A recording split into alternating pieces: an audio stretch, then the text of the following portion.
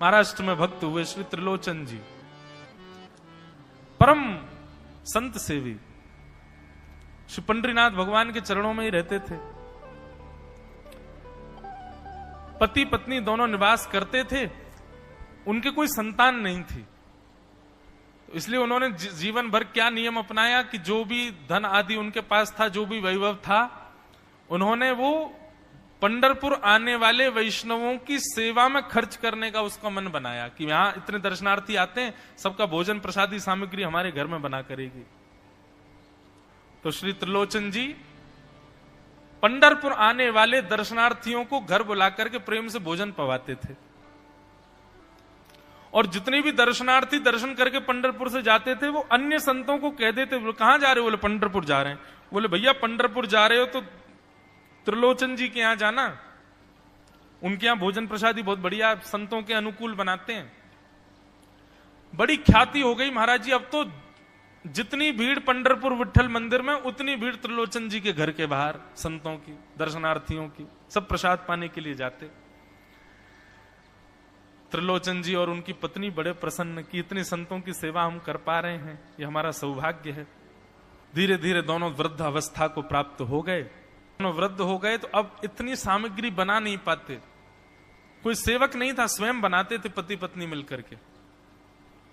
अब तो ऐसा हो जाता, कभी कभी दाल लग जाती, जल जाती, रोटियां सेकते तो रोटियां जल जाती।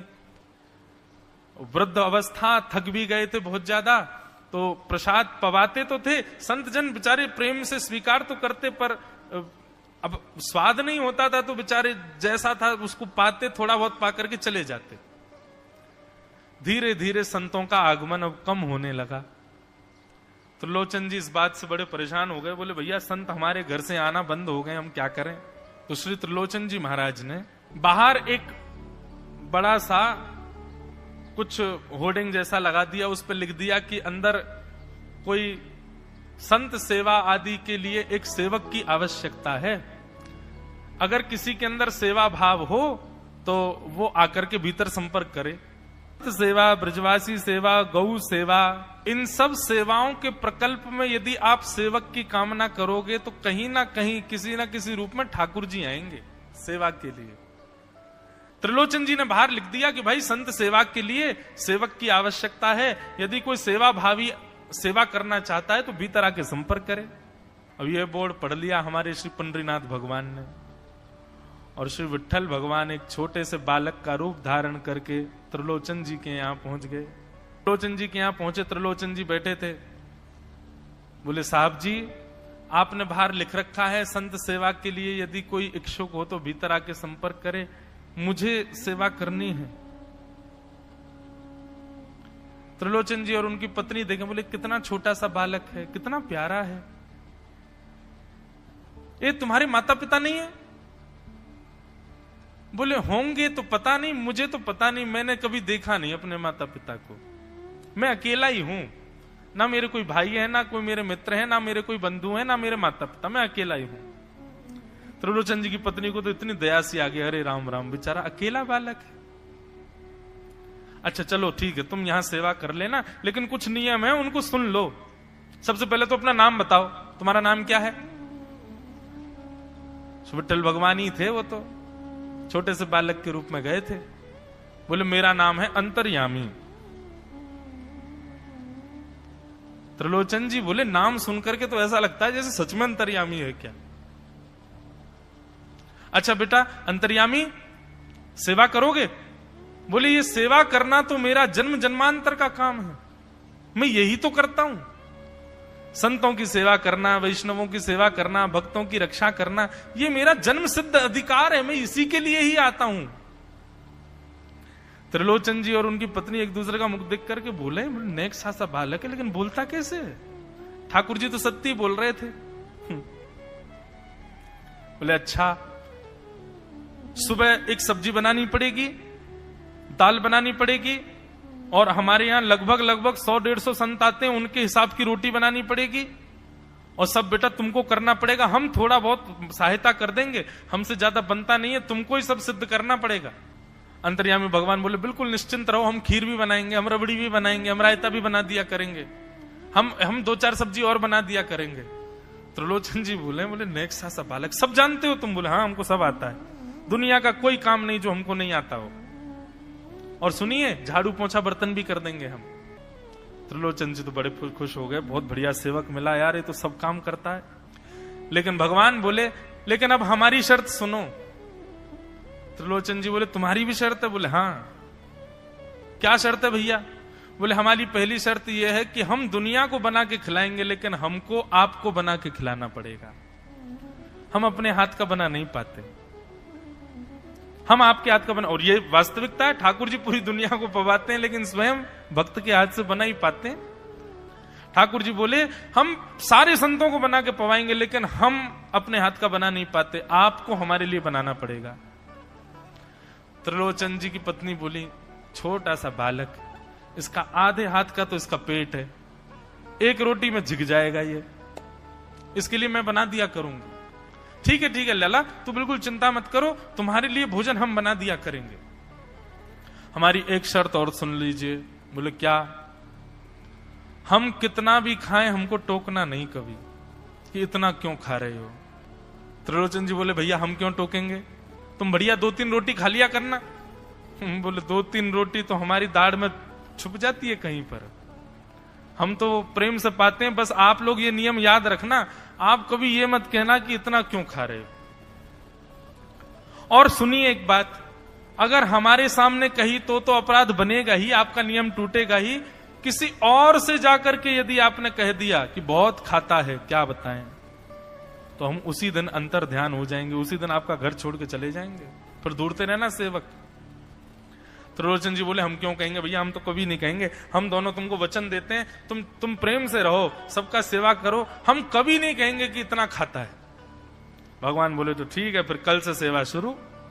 अगले दिन महाराज त्रिलोचन जी और पत्नी उठे सवेरे ब्रह्म मुहूर्त में, देखा तो महाराज भीतर ही ठाकुर जी बढ़िया अपनी कमर कस करके, सिर पर ढांटा बांध करके, मुंह पर कपड़ा लगा करके और कढ़ाई में लिए चला रहे हैं, बना रहे हैं दाल। एक हाथ से दाल बना रहे हैं, फिर दौड़ के जाते हैं दूसरी कढ़ाई पे, वहां पर खीर बना रहे हैं, फिर कहीं जाते हैं वहां पूड़ी उछाल उछाल करके धर रहे हैं। त्रिलोचन जी और उनकी पत्नी देख रहे खड़े खड़े, अकेले ठाकुर जी सब बना रहे हैं, नेक्सा सा बालक। 8 बजे से संतों की जमात आनी प्रारंभ हो गई, सुबह के समय हो गया। महाराज अकेले ही पत्तल लेकर के दौड़ते हैं, सारे संतों को पत्तल बांटे आते हैं, फिर अकेले ही सामग्री लेकर के जाते हैं और लेकर के सबको बांटते हैं। त्रिलोचन जी कोई सामग्री लेके जाए तो ठाकुर जी बीच में ही आ जाते हैं, बाबूजी आप जाके बैठो, मैं बांट रहा हूं ना, आप उठ के मत आओ, आप उठ के आओगे सब फैल जाएगा, मैं कर रहा हूं ना सब। अकेले ठाकुर जी, अकेले अंतर्यामी भगवान सब कर रहे थे। और त्रिलोचन जी और उनकी पत्नी बड़े प्रसन्न, जय हो विठोबा, तेने तो भैया ऐसा लगे साक्षात तुम ही आ गए हो, कितनी कृपा हो रही है, देखो कैसा सेवक मिला है हमें। भले ही संतान नहीं दी ठाकुर जी ने, लेकिन ऐसा सेवक दिया है जिससे परिपूर्ण आनंद हो गया है। संतों की भोजन प्रसादी हुई, महाराज खूब प्रेम से सब संतों को पवाया, संत भी सब वाहवाही करके गए, बोले वाह त्रिलोचन जी आपके यहां खूब बार पाया, लेकिन आज जैसा प्रसादी हमने कभी नहीं पाई। त्रिलोचन जी बड़े प्रसन्न। सब संत चले गए, भगवान तुरंत पोंछा लिया है, पूरे फर्श को मार्जन कर दिया, सब बिल्कुल सारी दरी वरी समेट करके रख दी, सब पत्तल आदि सबको व्यवस्थित कराए, सारे बर्तन मांज करके धर दिए, सब बिल्कुल व्यवस्थित करके, और आकर के ठाकुर जी सामने बैठ गए। मैया अब सेवा हमारी तो पूर्ण हो गई, अब हमारी पेट पूजा करो, अब आप लगो रसोई में, हमारे लिए बनाओ। वो तो इतने भाव में आ गए, अरे मेरे लाला मैं अभी बना के लाती हूं। सुंदर सुंदर सब्जी बनाई, सुंदर रोटी बनाई, सुंदर खीर बनाई, थोड़ी थोड़ी एक एक दोना, 2-2 दोना मान लो सब्जी बनाई, 2-2 दोना खीर बना दी, 10-5 पूड़ी बना दी, ठाकुर जी की बढ़िया थाली लगाई, थाली लगा करके सामने धर दी। अंतर्यामी भगवान बैठ गए, प्रेम से पाने लगे, पाते जाए महाराज, वो तो खाते जाए, खीर उठा करके पी जाए, सब्जी उठा के पी जाओ, और लाओ मैया भूख लगी है जल्दी लाओ। 10 की 10 पूड़ी एक बार में चट और लेकर के आई, बेचारी देती गई, 10 की पूड़ी और धरवा ली, फिर उनको भी पा गए। अब मैया ने इतनी सामग्री बनाई थी, बोले मैया भूख लगी है जल्दी जाओ, आटा मारो, फिर से सेको, बढ़िया लेके आओ सामग्री, आपसे हमने कही थी कि आपको हमको पवाना पड़ेगा। नहीं बेटा तू बिल्कुल बैठो रहे। अरे भैया मुझे तो लगी नेक्स्ट सो पेटया को, ये तो कुआ है पूरा, कितना डाल दो भरे कोई ना। महाराज आटा मारते मारते शाम हो गई। शाम तक ठाकुर जी पाते ही रहे और खूब पेट भर के पाया महाराज। एक आसन पर अखंड 4 घंटा बैठ करके भोजन किया और भोजन करने के बाद ठाकुर जी बोले ठीक है सेठ जी, अब आओ, लाओ तेल ले आओ, आपकी नक मालिश कर दूं, आपकी नक सेवा कर दूं, आप थक गए होंगे। त्रिलोचन में नहीं नहीं इसकी नहीं नहीं क्यों नहीं है, तेल लेकर के उनकी मालिश भी कर दें। इस प्रकार चले। त्रिलोचन जी की पत्नी बेचारी पहले दिन तो कुछ नहीं बोली, दूसरे दिन भी कुछ नहीं बोली, तीसरे दिन उसके मन में आया, बोले ये क्या कर लिया हमने। सुबह जितना भोजन बनना चाहिए उतना तो ये अकेला ही पाता है। सुबह संतों का ये बना देता, पर शाम को इसके लिए जितना बनता वो संतों के बराबर ही बैठता है पूरा। त्रिलोचन जी कहते नहीं नहीं तुमको याद नहीं उसने कहा था कभी कहना नहीं है ऐसा। बोले हाँ नहीं नहीं मैं ध्यान रखूंगी, नहीं कहना है। लेकिन अंतर्यामी भगवान तो खूब प्रेम से घर के सारे काम कर रहे हैं उनके। महीना 1.5 महीना बीत गया, खूब आनंद से सेवा चल रही थी। एक दिन त्रिलोचन जी की पत्नी पड़ोस में किसी के पास बैठी थी, तो पड़ोसी तो होते ही हैं सब घर के बात बोलने वाले, उन्होंने कह दी, बोले कि आपके घर में तो आजकल बड़ी खुशहाली आ गई है। त्रिलोचन जी को देखा, चेहरे पे कैसा तेज आ गया, लाल लाल टमाटर जैसे गाल हो गए उनके। बोले अरे वो आया है ना अंतर्यामी सेवक हमारा, बहुत सेवा करता है, प्रसादी वगैरह सब वही बनाता है, फिर मालिश करता है उनकी, बढ़िया बढ़िया उनके लिए जूस निकालता है, बढ़िया उनको सब भोजन पानी पवाता है, इसलिए इस वजह से त्रिलोचन जी बढ़िया। वो त्रिलोचन जी तो बढ़िया हो गए, तुम सूख गई हो, तुम इतनी पतली दुबली क्यों हो गई, मेरा दुख कौन जाने। वो सबकी सेवा करता है पर अपनी सेवा मुझसे करवाता है। अरे छोटा सा तो है, ऐसे मटक मटक के जाता है, हम तो उसको देखने के लिए खड़े रहते बाहर, कैसे बढ़िया लगता है। कई लोग तो देखने ही आते हैं उसको कि कैसे सब्जी परोस रहा है, कैसे पूड़ी परोस रहा है, कितना सुंदर लगता है। छोटा सा तो है, उसकी क्या सेवा करनी पड़ती है। अरे बहन तुम क्या जानो, 2, 4, 5, 10 किलो आटे की कब कब में रोटियां पूड़ियां खा जाता है चपेट करके, कोई पता नहीं चलती, पेट है कुआ है समुद्र है क्या है पता नहीं चलता है। इतना खाता है, इतना खाता है, इतना खाता है। 4 घंटे की समाधि पर बैठता है एक साथ, थाली नहीं थाल लगाना पड़ता है उसके लिए, इतना खाता है। जैसे ही कहा इतना खाता है, ठाकुर जी अंतर ध्यान हो गए। शाम का समय, त्रिलोचन जी रोज शाम होते ही बैठते थे, थोड़ी देर कुछ चर्चा आदि करते थे भक्तों की। त्रिलोचन जी ने बुलाया, अंतर्यामी, ओ बेटा अंतर्यामी कहां हो, जल्दी आओ, चलो शाम हो गई है, थोड़ी देर बैठे कुछ सत्संग करें, कीर्तन करें। अंतर्यामी नहीं आए। पूरे घर में खोज लिया, ठाकुर जी नहीं मिले। रसोई घर में खोज लिया, ठाकुर जी नहीं मिले। पड़ोसियों से पूछ लिया, नहीं मिले। सब्जी मंडी देख आए, ठाकुर जी नहीं मिले। पूरा पंढरपुर देख लिया, लेकिन ठाकुर जी नहीं मिले। त्रिलोचन जी बड़े उदास हो गए, पत्नी से कहने लगे, पता नहीं कहां चला गया, कहां गया होगा पता नहीं। देवी तुमने उससे ये तो नहीं कह दिया था कि इतना क्यों खाते। बोले नहीं नहीं मैं तो कान पकड़ती हूं, मैं कभी नहीं कहती उससे। बोले किसी और से तो नहीं कहा था ना तुमने, क्योंकि उसने वचन दिया था ऐसा कहोगे तो मैं चला जाऊंगा।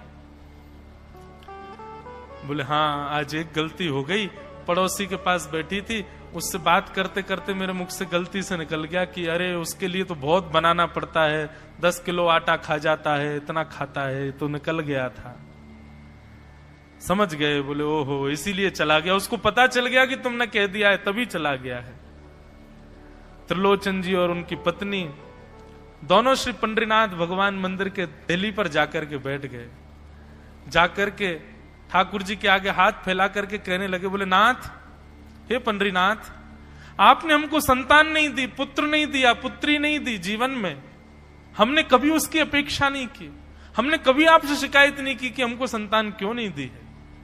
पर नाथ, एक सेवक हमारे जीवन में आया, और जब से वो सेवक आया हमारे यहाँ संतों की सेवा होने लगी, हमारे यहाँ कीर्तन होने लगा, हमारे यहाँ सत्संग होने लगा, हमारे यहाँ खूब आनंद की उमंग होने लगी। उस सेवक ने हमको आपसे और प्रेम करवा दिया। ठाकुर जी हम आज आपसे दोनों भीख मांग रहे हैं, हमें कुछ मत दीजिए, आप भी मत मिलिए हमको इस जन्म में, लेकिन हमारे उस सेवक अंतर्यामी को हमको वापस कर दीजिए भगवान, वो जहां कहीं भी हो उसको वापस भेज दो हमारे पास। ऐसा कहकर के रुदन करने लगे, नेत्रों से आंसू गिरने लगे, चरणों में प्रणाम करके श्री पंडरीनाथ भगवान को रुदन करने लगे त्रिलोचन जी और उनकी पत्नी। इतने में ही स्वर सुनाई दिया, बाबूजी। अंतर्यामी का स्वर सुनते ही पीछे मुड़ करके देखा तो पीछे तो कोई दिखा नहीं। अरे इधर देखिए, पीछे कहां देख रहे हैं? वापस से पंडरीनाथ भगवान की ओर देखा तो श्री पंडरीनाथ भगवान की जगह ही अंतर्यामी बालक खड़ा हुआ है, सामने खड़े होकर के उनको आशीष दे रहा है। त्रिलोचन जी तो भाव विह्वल हो गए, बोले कैसी कृपा नाथ आपकी। बोले आप ही थे क्या? बोले तो इतनी अच्छी संत सेवा, इतनी अच्छी खीर, इतनी अच्छी पूड़ी, इतनी अच्छी सब्जी, और आपकी जो सेवा और इतने अच्छे अच्छे सत्संग कीर्तन, ये मेरे अलावा कौन कर सकता है? संतों की सेवा तो मैं ही करता हूं ना।